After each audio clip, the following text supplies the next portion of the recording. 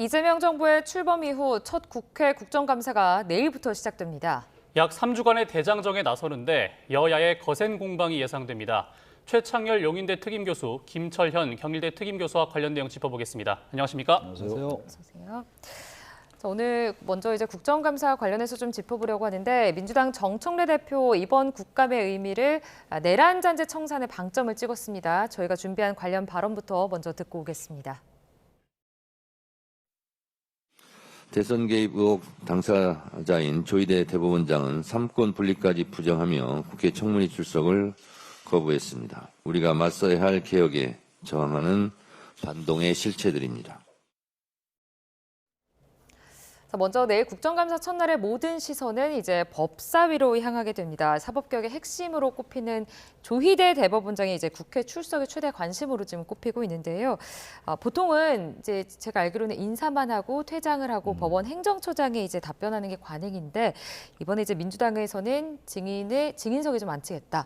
이런 이제 입장인데 어떻게 좀 보고 계십니까? 대법원장이 인사말 하고서 이석을 허용하지 않겠다라는 거거든요. 이제 법사위원장이 더불어민주당 추미애 의원이니까 위원장이 그래서 이제 그렇게 하겠다는 건데 지금 말씀처럼 대법원장은 이제 항상 법원 행정처장으로 하여금 답변을 했어요. 그게 이제 관행처럼 되어 왔어요. 관례로 되어 왔는데 관례라고 하더라도 출석을 해서 얘기를 못할 것도 없죠. 말씀을 못할 것도 없긴 합니다만 이게 지금 이제 조희대 청문회라고 불릴 정도로 지난번 조희대 청문회가 이제 무산됐던 거 아니었어요. 사실상 의미가 없었죠. 대법원장이 출석을 안 했기 때문에 이번에 국정감사에도 이제 출석을 안 하면 이제 동행명령장까지 밟을 수 있다라는 뭐 그런 말씀을 꼭 안 했지만 그런 얘기는 하지 않았지만 일반인과 동일한 잣대를 적용하겠다 이런 얘기를 했던 건데 그렇게 해석이 될 여지가 있는 거잖아요. 네. 그렇다면 만약에 제가 볼 때 조희대 대법원장이 출석을 안 할 것 같아요. 이제 만약에 인사말을 하고 퇴장하면 법사위원장이 그거를 허용하지 않고 그럼 어떤 상황이 벌어질까가 잘 상상이 안 가요. 대법원장이 그 자리에 앉아서 이제 의원들의 질의응답에 응할 것인지. 근데 이게 지금 이제 여당이 얘기하는 거는 지난 5월 1일 날 꽤 됐습니다만 당시 더불어민주당 후보였던 대선 후보였죠. 대선 후보로 확정된 이재명 당시 후보에 대한 2심에서 무죄가 났는데 그 부분을 아주 빠른 시기에 9일 만에 말이죠. 전원합의체 회부를 해서 유죄 취지에 파기환송. 저도 그때 깜짝 놀라고 많은 사람들이 놀랐을 거예요. 그 부분을 규명하겠다는 건데 이제 그 부분을 규명하겠다는 게 말하자면 이제 그 합의 과정에 대한 그 질문이면 이거는 헌법에 위반이 된다라는 게 지금 야당의 주장인 것이고 근데 보기에 따라서는 그 자체보다도 왜 이렇게 빨리 회부가 됐으며 또 이게 한 달에 한 번씩 열리는 전원합의체 회의가 이틀 한 번씩 열리고 몇 번 정도 이건 좀 이상하다고 따질 계제가 이유가 좀 있다고 보긴 봐요. 근데 그 부분하고 이건 따질 수 있다고 보는 건데 게다가 지기현 부장판사 뭐 그 얘기는 다들 많이 했던 얘기고 윤석열 전 대통령 석방했던 부분도 그렇고 조희대 대법원장과 한덕수 전 총리의 회동 이 부분은 그렇게 근거가 희박한 것 같아서 그 부분까지 아니라 하더라도 설령 앞서 두 가지 이 경우는 따져보겠다는 거고 따져볼 여지가 있다고 좀 봐요. 근데 그 부분과 이제 대법원장을 출석시켜서 질문하는 게 이게 어떤 그 경계가 거의 애매해요. 그 어떤 선에서인가 타협을 좀 찾아야 되는데 지금 이제 이게 충돌을 정면으로 할 것 같은데 제 생각에는 대법원도 삼권 분립안을 내세우면서 이건 무조건 얘기할 게 아니다라고 얘기할 게 아니고 제가 아까 말씀드린 이런 것들 좀 해명할 필요가 있을 것 같아요. 그리고 난 다음에 이 지금 여당과 어느 정도의 좀 이 접점을 찾아 나가는 게 맞지 않을까. 그래야지 양쪽이 명분이 쓰지 않겠어요? 법원 사법부에서 무조건 이건 법원 독립에 위배된다 해서 아무 얘기도 안 하는 거. 이것도 적절치 않은 것 같다는 생각이 듭니다. 그 일각에서는 과거 김명수 전 대법원장 사례처럼 증인석에 앉지는 않고 마무리 발언 때 야당의 질의를 받는 좀 일종의 이렇게 절충안도 뭐 그런 나오고 것도 있는데 가능하겠죠. 아직 뭐 그게 보세요? 확정이 된 게 네. 없습니다만 마무리 또 인사도 하거든요. 네. 김명수 대법원장 같은 경우도 지난번에 그랬었어요. 이제 마지막에 그 춘천 법원장 할 때 그때 여러 가지 얘기가 나왔었잖아요. 그런 부분에 대한 해명을 좀 했어요. 아주 그런 경우가 있기 때문에 거기에 그 경우의 수에 이제 맞춰서 얘기할 수도 있을 것 같아서. 근데 그 문제는 그 부분을 여당이 받아들이냐 문제, 법사위에서. 그건 두고 봐야 할 것 같은데 무리하게 할 건 아니고 어쨌든 그걸 해명을 들으면 되는 거 아니겠어요? 그래서 그거를 어쨌든 사법부, 대법원장도 저는 해명을 할 필요가 있다고 생각합니다. 예. 네. 자, 국민의힘에서는 이제 대법원장의 질의는 삼권 분립의 훼손이다, 사법부의 겁박이다 이렇게 지금 받아치고 있거든요. 그럼 왜냐하면 이것이 그 국정감사 때 되면 법원의 행정사무에 대해서는 물어볼 수 있거든요. 그렇기 때문에 아마 그동안 법원의 행정처장이 답변을 해왔는데 이번 국정감사에서는 민주당에서 재판에 대해서 묻겠다는 거거든요. 그렇기 네. 때문에 굉장히 위험천만한 겁니다. 그러니까 이재명 대통령이 대선 후보 시절에 공직선거법이 대법원에서 유죄 취지로 어떤 파기환송된 부분에 대해서 묻겠다는 건데 그 자체가 상권 분립에 대해서 굉장히 위험한 신호가 될 수 있는 부분이거든요. 특히 저는 이 조희대 대법원장에 대해서 묻겠다고 하는 게 조금 부족하다고 잘못됐다고 생각하는 게 그때 당시에 이 합의제가 12명의 대법관들이 함께 재판에 참여했거든요. 그렇다면 12명의 대법관들이 공동 책임을 가지는 겁니다. 특히 그중에는 보면 이형구 대법관이라든가 오경미 재판관 같은 경우에는 문재인 정부 때 김명수 전 대법원장이 제청해서 문재인 대통령이 임명하신 분들이거든요. 근데 그분들도 그때 당시에 재판 과정에 대해서는 말할 수 없다. 그때 당시에 어떤 재판의 어떤 결정 과정에 있어서는 아무런 문제가 없다는 식으로 얘기를 하고 있는데 조희대 대법원장을 불러서 어떻게 해서 수만 쪽의 그 어떤 재판 기록을 며칠 사이에 볼 수 있느냐 이걸 묻겠다는 거거든요. 그렇다면 나머지 12명의 대법관에 대해서도 똑같은 공동 책임을 물어야 되는데 그것이 되지 않는 부분들이 있고요.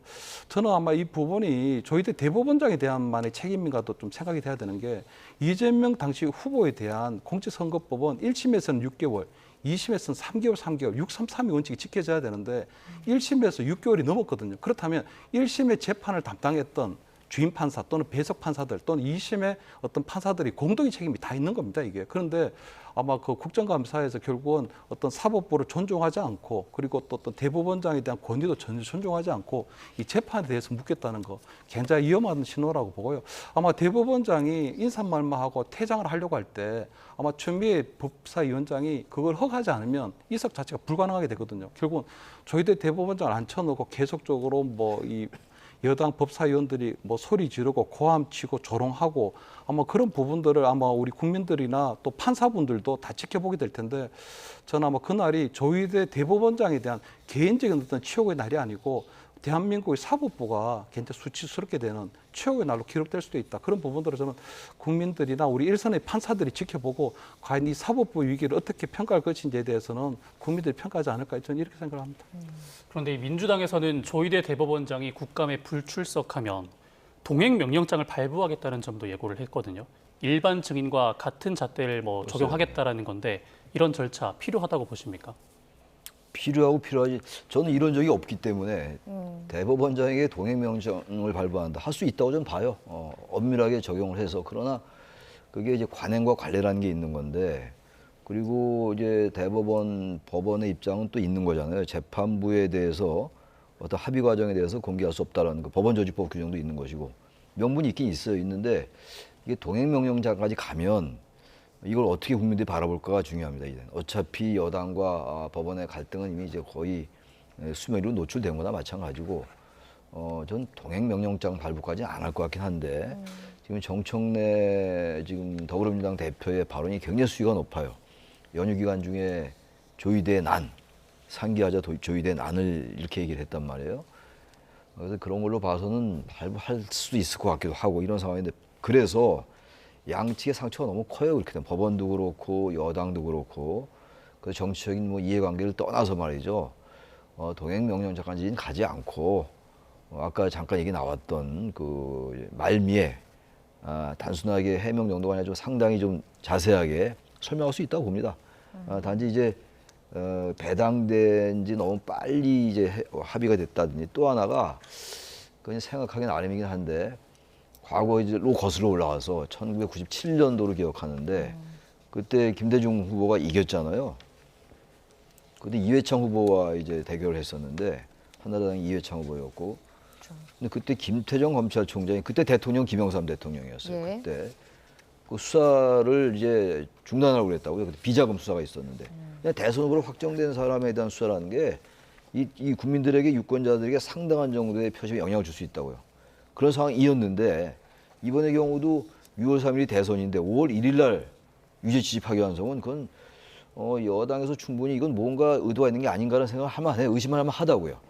그러나 또 법원대로 그러나 법원의 권한을 가지고 한 것이다 라고 얘기해서 그게 팽팽하게 맞서 있는 거기 때문에 접점을 찾는 수밖에 없어요. 그래서 동행명령까지 하지 말고 뭔가 법원과 상의를 한다든지 법원도 어떤 형태든 간에 지금 계속 여당이 제기한 여러 문제들에 대해서 해명 아닌 해명을 해명이 됐든 설명이 됐든 뭐 언어가 뭐 말은 무엇이 됐든 간에 그런 게 필요하지 않을까. 그래서 접점을 찾아야 될 것 같습니다. 예. 네. 동행명령장 발부 어떻게 보십니까? 그래서 뭐 동행명령장을 발부할 만한 상황까지 되지 않을 것 같고요. 일단 동행명령장이 뭐냐 하면 결국은 국회 경위들을 보내서 증인으로 채택된 대법원장이 출석하지 않으니 잡아오겠다는 거거든요.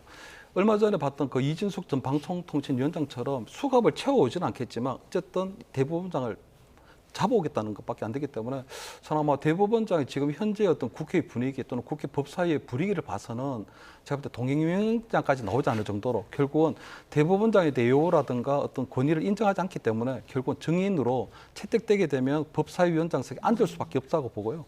그렇게 되면 아마 법사위원들이 여러 가지 아마 지난 대선 과정에서 어떤 공직선거법이라든가 또는 주기현 판사의 어떤 뭐 날짜가 아닌 시간으로 구속 취소하게 된 부분에 대해서 묻게 될 텐데 그 모든 것들은 재판에 대한 사무이기 때문에 대법원장이 답변할 이유가 아무것도 없거든요. 그렇기 때문에 저는 대법원장이 그 부분에 있어서는 아마 답변 드릴 수 없습니다 하는 정도로 저는 아마 간단하게 넘어갈 수도 있기 때문에 저는 근데 만약에 뭐 저희들 대법원장이 증인으로 채택됐는데도 불구하고 출석하지 않는다.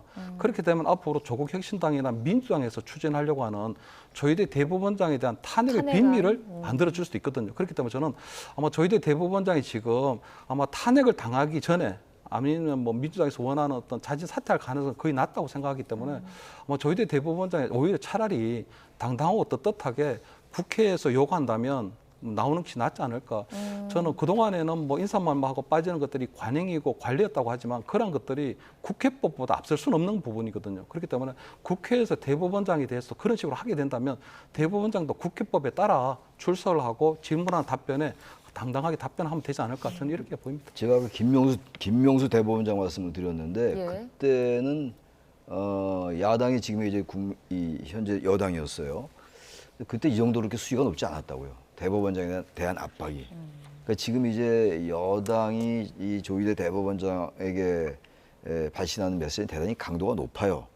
그래서 저도 이제 우리 김 교수님 말씀처럼 청문회에 출석해서, 청문회 국정감사에 출석해서 당당하게 밝히는 것도 방법인 것 같아요. 제가 접점을 찾아야 된다라는 건 이제 법원 측에서 전혀 끝까지 증인 출석 네. 거부한다고 얘기할 텐데 증인 출석을 요구해서 그 청문회 국감 현장에 앉아가지고 얘기할 수 있다고 생각합니다. 그래서 꼭 그게 관례였고 관행이었다 하더라도 물론 그런 관례 아주 나쁜 게 아닌 관례는 지켜지는 게 맞겠습니다만 불문율적으로 말이죠. 그럼에도 불구하고 이 정도로 많은 의혹이 있다면 대법원장이 나와서 얘기 못할 것도 없을 것 같아요. 당당히 얘기하고. 근데 그렇게 할지 그건 뭐 아주 예상하기 어려울 것 같습니다. 예. 그 법사위에서 오는 15일에 대법원에 직접 찾아서 현장 국정감사도 진행을 하겠다라고 지금 밝힌 상황인데 의혹 검증을 위해서 좀 필요하다고 보십니까? 언론에 좀 공개될 가능성도 배제할 수도 없는 상황인데 두 분은 어떻게 보세요? 지금 뭐 이제 네. 법원을 방문하고 안 방문하고는 지금 그건 따질 계제는 이미 아닌 것 같아요. 이 정도 수위로 대법원장에 대해서 압박을 가한 적이 없었기 때문에 방문하고 안 하고 방문하는 게 뭐 나쁘지 않겠죠. 방문해서 이제 그것도 일종의 그 법원에 대한 압박으로 해석될 수 있는 부분들이에요. 예. 그런데 요체는 관건은 어쨌든 대법원장이 의원들의 질의응답에 응할 것인가 그게 관건입니다. 그 부분을 이제 말씀을 지금 쭉 많이 나눴습니다만 전 법원 측에서도 그렇게 여당이 궁금증을 가지고 있고 합리적인 측면에서 의심을 하고 있기 때문에 근데 왜 그렇게 전원합의체가 합의기를 이틀 간격으로 2번이나 열었는가? 꼭 그렇게 할 필요가 있었느냐? 불과 대선 한 달 앞두고 저는 그건 충분히 해명할 필요가 있다고 생각합니다. 국민들 앞에서도 말이죠. 그렇다면 굳이 이걸 법원의 관례만 따질 건 아니다라고 생각을 합니다. 예. 전 저희들 대법원장 그 현장 검증을 오게 되면 저희들 대법원장뿐만 아니고요. 어차피 이재명 대통령 그때 후보의 어떤 공직선거법에 대한 부분이기 때문에 그 재판에 참여했던 12명의 재판관들, 대법관들도 다 함께 와 있는 게 맞다고 보이거든요. 특히 저는 아마 현장 검증까지 와서 아마 재판에 대한 어떤 재판을 왜 그런 결정을 내리게 됐느냐 그 부분은 특히 아마 민주당에서 볼 땐 굉장히 뭐 의문스럽다고 하지만 결국 마음에 들지 않는 판결이라는 거거든요. 만약에 아마 대법원에서 무죄 취지로 아마 결정이 났다면 이런 일이 일어나지 않았을 텐데 유죄 취지로 파기환송이 됐기 때문에 이런 일이 벌어졌다고 생각하기 때문에 저는 아마 만약 현장 검증하게 되면 조희대 대법원장이 과연 부당하게 재판을 이끌었는지에 대해서 조희대 대법원장뿐만 아니라 그날 재판에 참여한 12명의 재판 대법관들도 참여하는 게 맞고요. 그리고 저는 한편으로 볼 때 전국의 일선 판사들도 그날은 제가 볼 때 이 사법부 특히 대법원에 와서 현장 검증하는 모습에 대해서는 좀 지켜봐야 된다고 보이거든요. 왜냐하면 본인이 앞으로 어떤 재판을 하게 될 때 어떤 판결이 내려질 때 이러한 부분들이 어떻게 어떤 정치권의 외압에 의해서 어떤 정치 어떤 이해 득실에 따라서 뭐 이렇게 당할 수도 있다는 부분들도 있기 때문에 그런 부분들도 다 저는 뭐 판사들이나 오늘 국민들도 다 지켜보게 되지 않을까 저는 이렇게 보입니다. 자, 이제 민주당의 내란 잔재 청산에 맞서서 이제 국민의힘은 독재 저지를 내세우고 있는 상황인데 또 그 중심에 있는 또 다른 인물이 있죠. 김현지 대통령실 제1부속실장인데요. 관련 언급 좀 들어보고 이어가 보도록 하겠습니다. 성남 라인 비선 실세들의 영향력도 도처에서 감지되고 있다는 소식입니다. 이재명 정권의 위선과 거짓을 끝까지 파헤치는 국감이 되도록 하겠습니다. 네, 국민의힘은 김현지 실장의 이름을 빗대서 존엄현지, 만사현통의 진실을 숨기지 말라며 공세를 퍼붓고 있는데 총무비서관이 국감 증인으로 하지 않는 게 통상적인 관례입니다. 이 지금 상황 어떻게 보고 계십니까? 지금 이제 총무비서관 자리에서 이동을 했잖아요. 제1부속실장으로. 그러니까 제1부속실장이 또 아까 관례 얘기했습니다만 또 출석한 예가 없어요. 또 총무비서관은 거의 출석을 했고. 근데 아무튼 간에 지금 대통령실보다 여당 입장은 부속실장이 왜 나가느냐, 국정감사 이런 얘기거든요. 그러니까 이게 아까 조희대 대법원장 얘기했습니다만 여기에 대한 논란은 또 있어요. 같은 급으로 비교할 건 아니지 않느냐라고 그러지만 조희대 대법원장도 출석을 안 해왔는데 국정감사에 대법원장이 출석하라는 것이고 또 여기도 부속실장은 출석을 안 했으니까 하라는 거니까 이것도 한다면 문제는 깔끔하게 해소될 것 같아요. 그럼 이거를 같이 협상 거래로 할 수는 없는 겁니다만 전혀 다른 레벨의 사안이고 또 직위도 다르니까 아무튼 국민들이 그렇게 인식할 수 있다는 생각이 들고 어쨌든 이 부속실장에 대해서는 지금 뭐 별 얘기가 다 나오고 있잖아요. 뭐 아까 뭐라고 그랬? 뭐 만사 현통, 그리고 네. 존엄현지. 존엄현지는 아마 그게 제 생각입니다만 그 북한의 무슨 김정은 뭐 존엄 위대한 존엄 뭐 이런 얘기 많이 하잖아요. 그런 걸 빗대서 얘기한 게 아닌가. 그만큼 야당의 이제 공세가 거센 거란 말이죠. 이 부분은 이게 처음에 이제 총무비서관 때 나왔으면 다 지나간 얘기입니다만 나와서 그 업무에 해당하는 건 답변을 하고 그렇지 않은 건 얼마든지 답변을 지혜롭게 할 수 있는 부분이 있거든요. 그리고 게다가 이제 이렇게 한 이유가 이재명 대통령과 워낙 오랜 세월 동안 같이 정치적 행동도 해왔고 또 정치권에 들어오기 전부터 시민운동도 같이 했고 이런 것들 때문에 야당은 아마 총무비서관 당시 불러놓고 지금도 마찬가지입니다만 부속실장인 지금도 마찬가지긴 한데 그래서 여러 가지 흠집을 내려하는 것 같아요. 대통령이. 아마 이제 여당이 그러한 부분을 정치적 의도를 이제 감지하고 간파하고 저지하는 뭐 이런 구도 아닙니까 지금 서로 양쪽 다. 그건 다 우리가 다 아는 얘기들이에요. 아는 사실들인데 이쯤 되면은 그냥 나와서 이 부분도 뭘 질문할지 모르겠습니다만 뭐 질문 떳떳하게 얘기하면 될 거 아니겠는가 이런 생각이 들기도 해요. 그 대통령실에서는 우상호 수석 얘기들을 많이 하는데 저도 그 얘기 안 할 수가 없어요. 우상호 정무수석이 100% 출석할 것이다. 근데 그 인용을 안 할 수가 없다고요. 그리고 현재 대통령실의 공식 입장은 국회가 의결하고 국회가 결정하면 따르겠다 뭐 이런 취지의 얘기인 것 같은데 국회라는 게 뭐 여야입니다만 여당이 의결하지 않으면 안 되는 거란 말이에요. 근데 지금 이제 기류가 또 강하게 바뀐 것 같아요. 여당은 절대로 출석시킬 수 없다. 이렇게 가는데 글쎄요 지금 아까 조희대 대법원장 얘기도 했습니다만 뭐 조희대, 김현지 또 이진숙 그 전 방통위원장이가 반드시 나올 거예요 이번 국감 때. 이게 이런 국감으로 아주 얼룩지지 않을까 정말. 국감이라는 게 원래 지난해 여러 가지 국정을 살피고 감사하고 그야말로 감사하고 그래서 내년도 예산을 제대로 의결하기 위해서 편성은 뭐 정부가 하는 것이니까 그래서 지난해 예산을 잘 썼는지 집행 이걸 알아보는 게 원래 국정감사예요. 근데 언제부턴가 국정감사가 정쟁으로 얼룩진 거 어제 오늘 일이 아니니까 세상 그걸 가지고 얘기할 건 아니라 하더라도 이번 국정감사가 가장 정쟁 거의 한 가운데 있지 않을까라는 그런 우려가 지금 앞설 수밖에 없습니다. 예. 근데 이 말씀해 주셨던 것처럼 네. 이 지금 대통령실이랑 민주당에서는 의견 차이가 조금 있는 것 같은데 이거는 왜 그럴까요? 대통령실로서야 또 언론적인 입장을 견제하고 있는 거죠. 나갈 수 있다. 못 나갈 이유가 없다라는 건데, 근데 나가고 안 나가는 건 결국 국회 운영위가 이제 질문을 주고받는 거니까 국회 운영위에서 국회가 결정하는 거예요. 당연히 대통령실은 나간다 안 나간다 입장을 얘기할 수 없는 거죠. 당연히 원론적인 입장을 얘기하는 게 아닌가 이렇게 보입니다. 예. 예, 어차피 저는 뭐 당하고 대통령실 역할 분담하고 있다고 보이거든요. 대통령실은 원리 원칙대로 국회에서 의결하면 정해놓고 나가면 된다는 거고, 그러니까 대통령실은 원리 원칙을 지키는 쪽이라는 거고, 어쨌든 뭐 그 김현지 씨에 대한 정의 채택은 민주당에서 하는 국회에서 하는 부분으로 한다는 것에서 나름대로 역할을 좀 나누는 것 같고요. 다만 이 사건을 조금 복귀해 보면 김현지 부속실장의 국감 출석이 아주 중요한 건 아니었거든요. 원래 직전 직책이 총무비서관이었는데 총무비서관은 무조건 국정감사에 출석을 해야 돼요. 특히 새 정부가 출범을 했기 때문에 총무비서관이 해왔는 역할이 굉장히 많은 부분도 있었거든요. 예를 들어 대통령실의 어떤 인사에 대한 모든 세팅을 하는 것도 총무비서관이고, 얼마 전에 이재명 정부 들어와서 어떤 공개한 특수활동비에 대한 부분도 총무비서관 역할이고, 그러니까 대통령실에서 사용하는 단돈 1원을 사용하는 부분에 있어서도 누가 출입을 하든 나가든 모든 것들 총무비서관 소관이었기 때문에 총무비서관이 당연히 나와서 국감 정인에 나와서 하면 되는데, 그 부분들을 물론 저는 뭐 비서실장이 정상적인 인사라고는 얘기를 하지만 사실은 국정감사를 앞두고 김현지 총무비서관을 국감에 출석시키지 않기 위해서 숨기려고 하는 거 아니냐, 빼돌리려고 하는 거 아니냐, 감추려고 하는 거 아니냐, 이런 것들이 계속 커지고 있는 부분이 있거든요.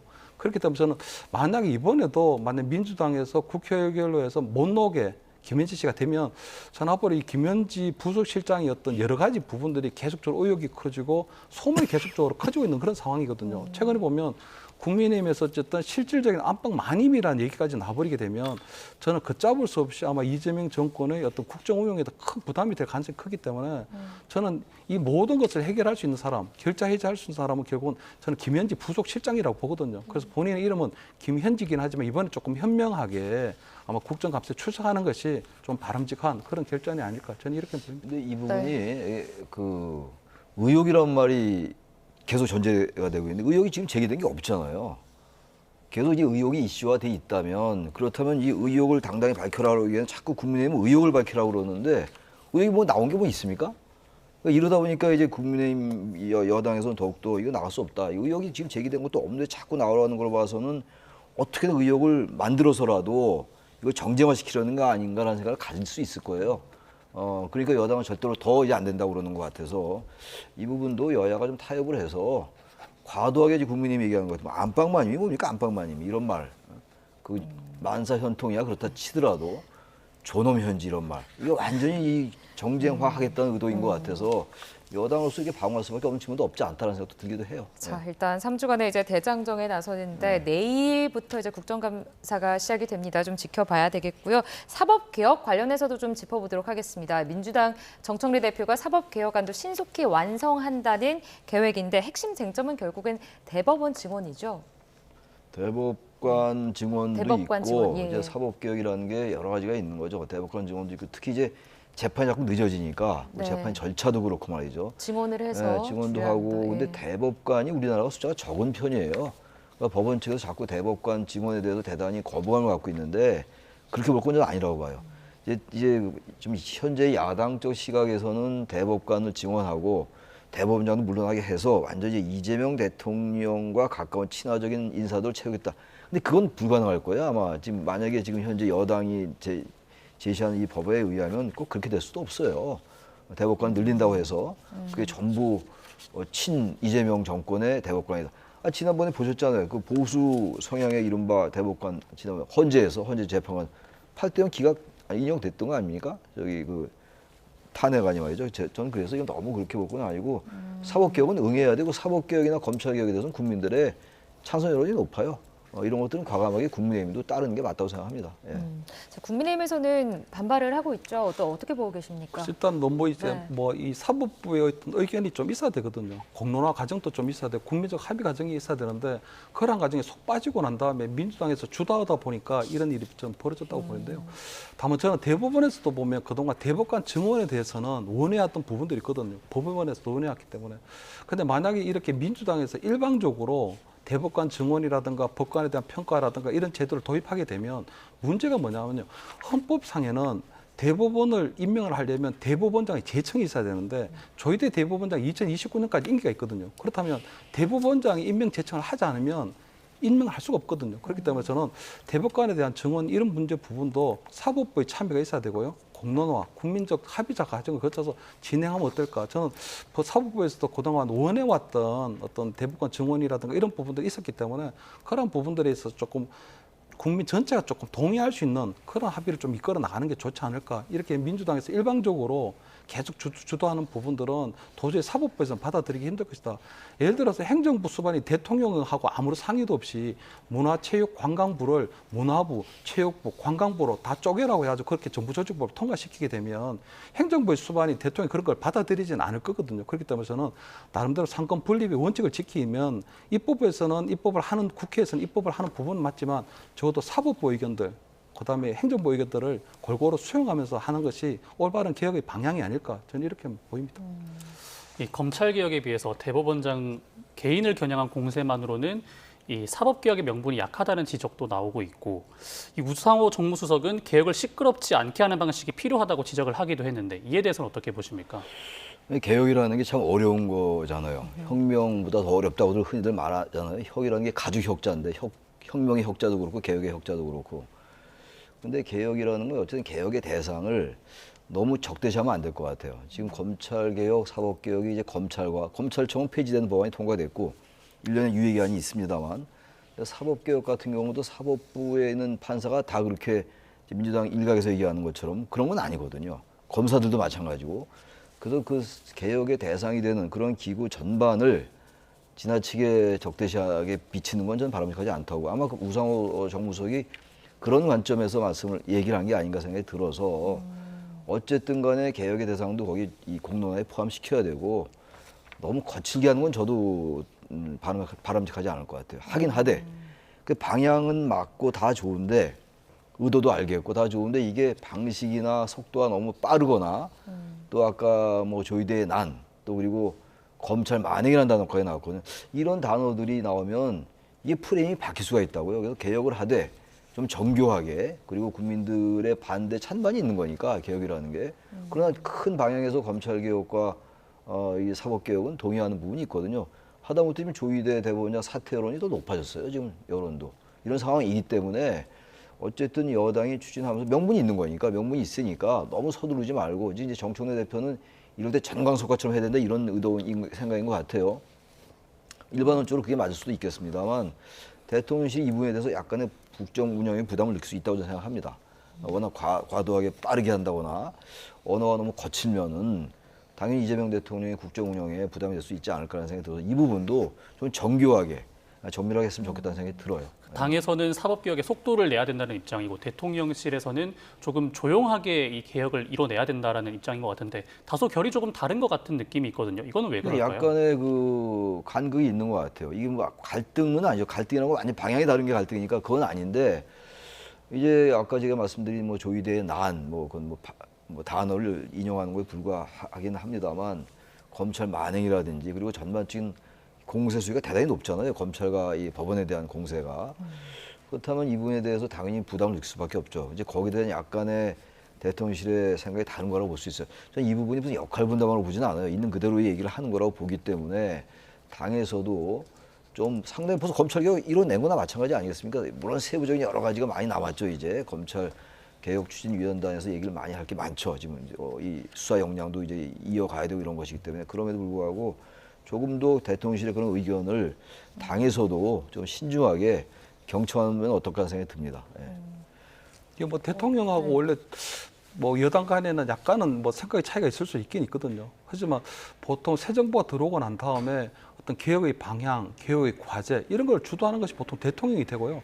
그 개혁의 성과도 보면 보통 대통령의 어떤 과실로 또는 당과 함께 나누는 부분이 돼야 되는데 지금 대통령실에서 볼 때는 개혁이라는 것을 추진하는 방향은 맞는데 모든 것을 주도하는 것이 당이 너무 앞서 나가고 있거든요. 예를 들어 아마 검찰청 폐지라든가 이런 부분에 있어서도 아마 대통령실에서 조금 천천히 나름대로 어떤 저항도 있기 때문에 조금 속도보다는 조금 완급 조절을 하고 싶어 했던 것 같은데 결국은 정청래 대표가 얘기하는 것처럼 추석 밥상에 올리기 위해 가지고 굉장히 속도 조절로 밀어붙이게 된 부분이 있거든요. 그렇다면 아무래도 추석의 민심이나 이런 부분들이 대통령에게 과연 우호적일까 국정 운영에 부담이 될 수밖에 없는 부분이 있고 이렇게 되다 보니까 자꾸 용산의 대통령은 누군데 여의도 대통령은 누구다 또 충청도의 대통령이 누구다 하는 이런 얘기들이 계속 나오고 있는 그런 부분이 있거든요. 그렇기 때문에 아마 대통령실에서는 당하고 나름대로 수평적 당청 관계를 유지해야 되겠지만 기본 대통령이 얘기한 어떤 협치의 리더십 이런 대통령의 어떤 권위 이런 것들이 다 무너지고 있기 때문에 아마 대통령실에서 계속적으로 당에 대한 어떤 뭐 공개적으로 또는 간접적으로 어떤 불만을 표출하고 있는 것이 아닌가 저는 이렇게 보입니다. 자, 이렇게 여야가 공방에 좀 집중을 하는 동안 이 대통령과 또 여야 지도부가 합의한 민생 경제 협의체 한 발 좀 이렇게 좀 한 달 넘게 이렇게 표류 중이잖아요. 이렇게 좀 유야무야 이렇게 없던 걸로 좀 된다 이런 지금 의견들도 나오고 있는데 어떻게 봐야 됩니까 이 상황은? 민생경제협의체란 말 말고도 과거에 많았죠. 여야 협의체, 그리고 여야정 협의체 얼마나 많았어요. 예. 근데 그런 여야정 협의체 등등 뭐 민생경제협의체 이런 부분들이 잘 작동이 안 됐어요. 우리나라 정치 구조 자체가 여야가 이런 것들을 잘 타협해 내면서 절충도 하고 뭐 서로 상호 관용도 하고 흔히들 말하는 제도적 자제를 통해서 뭔가 합의를 모색한 이 과정이 안 돼 있어요. 게다가 지금 우리 여기서 시큰 말씀 나눴습니다만 지금 조희대 국감 출석 여부, 김현지 출석 여부, 이진숙 전 방통위원장 얼마나 또 거셉니까 지금? 그 이진숙 전 방통위원장 뭐 체포했다가 또 체포 풀려나고 이런 부분들 관련해서 이런 상황에서 민생경제협의체가 굴러가기 어려운데 그럼에도 불구하고 이런 거야말로 투트랙으로 정쟁적인 거는 정치 쟁점적인 거는 그대로 하면서 민생에 관련된 것도 있잖아요. 국민들이 볼 때 조희대 청문회, 조희대 국감, 무슨 김현지 출석 여부 이런 것들이 다 물론 중요한 쟁점들이긴 합니다만 민생과 그렇게 관련이 있어 보이지 않잖아요. 정말 민생과 관련된 거 다 우리가 아니까 비쟁점 법안이라 이런 거 빨리 통과시키고 그래서 양쪽에 좀 투트랙을 했으면 좋겠다는 생각이 들어요. 정쟁에 너무 포획돼 있어가지고 묶여 있어가지고 민생이 완전히 도외시되는. 지난번에 박수현 의원이 그런 얘기했죠. 수석 대변인이 민주당에 밥값 좀 하시다. 국회가 좀 밥값 좀 해야죠. 언제까지 정쟁만 할 겁니까? 그래서 이제는 정쟁은 정쟁대로 하고 뭐 그거 하지 말라고 안 하겠어요. 뭐 그거 하지 말라고 안 할 거 아니니까 그렇게 하면서도 뭔가 좀 이 민생에 관련된 것도 좀 하는 그런 모습을 국민에게 보여달라. 근데 국감이 얼마나 중요한 거예요. 예산국회이기도 하고 그런 느낌이 좀 듭니다. 네. 자, 이제 민생경제협의체 한 달 넘게 첫 발을 떼지도 못하고 있습니다. 여야는 서로 좀 책임을 떠넘기고 있는데 국정감사 시기가 임박하면서 결국에 흐지부지 될 것이다라는 전망이 나오고 있거든요. 어떻게 보셨습니까? 왜냐하면 그때 대통령하고 여야 우리 대표가 만났을 때 이 민생경제협의체를 발족시키기로 했는데 사실상 그 다음 날 정청래 대표가 원내 교섭단체 대표연설에서 국민의힘석을 향해 가지고 내란 정당이라는 얘기를 26번 하게 되면서 여야 간의 협치가 깨진 부분이 있는 거거든요. 그렇기 때문에 아마 여야 대표가 특히 대통령의 중재하에서 만들어진 어떤 민생경제협의체마저도 제대로 작동하지 못하게 된 상황이 된 것 같고요.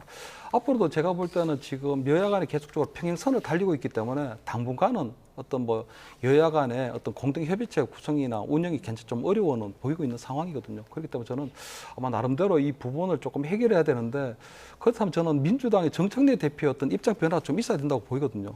당대표 선거 출마할 때부터 내란 정당이라고 하고 이현 정당 뭐 해산 심판 청구를 하겠다고 한 부분들이 계속 있기 때문에 국민의힘을 정치적으로 계속적으로 자극해온 부분이 있거든요. 그리고 아마 야당으로서 야당의 어떤 파트너로서의 어떤 뭐 대우도 하지 않고 있는 상황이기 때문에 그런 부분들이 어느 정도 조금 마무리되어야 그나마 정상적으로 국민을 위한 어떤 민생협의체라든가 여야 간의 협치 이런 것들이 조금 이루어질 수 있지 않을까 저는 이렇게 전망을 합니다. 예.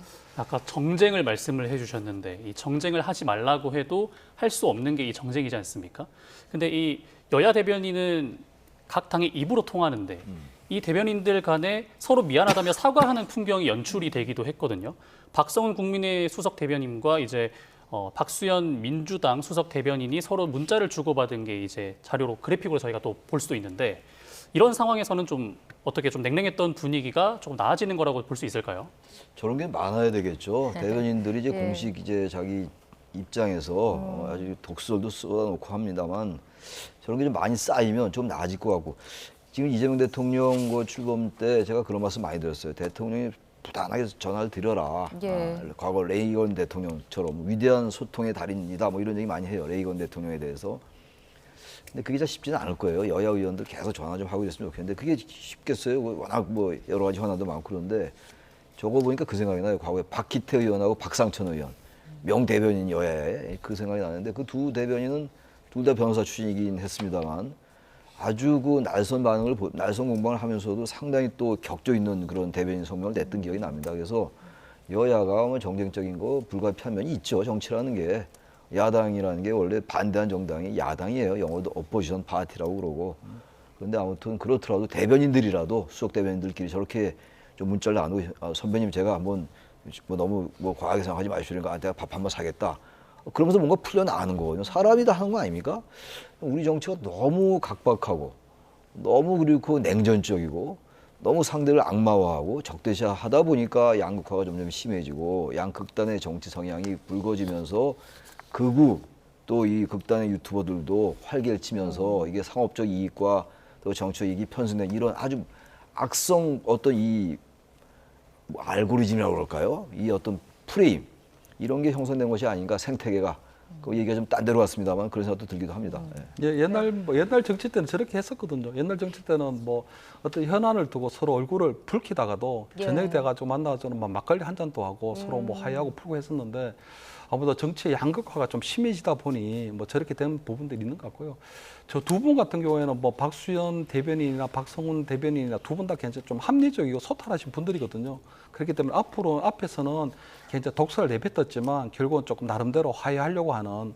근데 아마 저런 것들이 지금 보면 저런 분들이 가장 앞장서서 아마 독설을 내뱉을 수밖에 없는 게 지금 뭐 22대 국회의 어떤 현 주소로 생각이 되고 아마 앞으로도 저런 모습들이 좀 많이 만들어지면 좋겠지만 저런 뒷모습에 대해서도 이번에 강성 지지층들 괜찮 좀 비판이 또 심했거든요. 왜 화해하느냐. 당신들이 지금 여야 전쟁에 앞서서 앞에서 북치는 소년이 돼야 되고 그리고 나팔수 역할을 해야 되는데 왜 뒤에서 화해하냐는 부분에 대해서도 또 강성 지지층들 굉장히 좀 비판한 부분이 있어서 앞으로 어떻게 될지 모르지만 앞으로도 저는 나름대로 좀 여야 간에 좀 균형 잡힌 그리고 나름대로 좀 상대를 향한 너무 혐오라든가 저주의 언어를 뺀 그런 좀 합리적인 어떤 해결을 만들어 나가는 것이 좀 중요하지 않을까 저는 이렇게 보입니다. 네, 협치와 소통은 언제나 좀 필요할 것 같습니다. 오늘 최창렬 용인대 특임교수 김철현 경일대 특임교수와 함께 좀 내용을 짚어봤습니다. 오늘 말씀 고맙습니다. 예, 감사합니다. 예.